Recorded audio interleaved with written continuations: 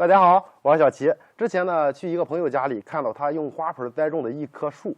挂满了果子，非常的好。然后呢，我正好看到一个靠谱的商家也买了哈，就是我手里的这棵。您看这个叶子，您知道是什么吗？它是板栗哈，就是我们吃的那种栗子。这种呢，如果说在家中栽培的话，在花盆里也能够结不少，所以说我也去买了一棵。这棵苗子呢，状态是比较好的，而且是一个嫁接苗哈，对板是没有问题的。就是因为对板我才买回来，价格呢相对贵一点啊，这个无所谓。然后呢，怎么去栽种呢？今天顺带给大家说一下啊，我打算把它栽到这个高盆里，因为它是属于木本植物，盆高了以后根能够扎下去啊，所以说底下不需要垫滤水层，因为我是直接扔到外边，冬天也不搬到室内，这样的话不会出现冻伤的情况，而且呢也不会出现说不通风、淤积烂根的情况。如果在家庭中栽培的话，您就选择一个矮一点的花盆，不要用太高的啊，保证水分的充足，也是能够正常生长的。土壤呢，我是自己用的旧土，加上一些新土调的啊，里边什么也有啊，咱就不解释了，可以直接用透气性好的营养土，因为我买到的这棵它都是用营养土栽培的，你看根长得非常的好，土壤也是啊非常的透气，现在已经干了，正好去给它换一下盆啊。栽种的时候呢，在底部加上一些土，然后呢再去给它加上一些养分，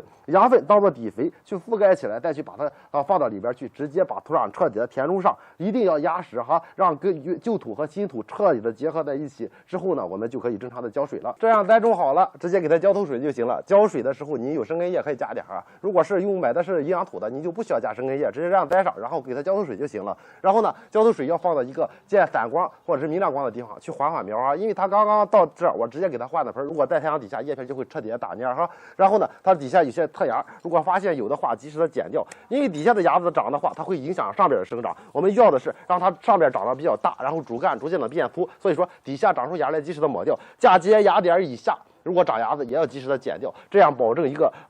呈枝杆形状，上边的侧芽越长越多。在这个长的过程中，一定要及时的修剪，让它枝条短而且粗，到时候底下的主干才会粗。等到那个秋天的时候就不要剪了，然后呢，让它去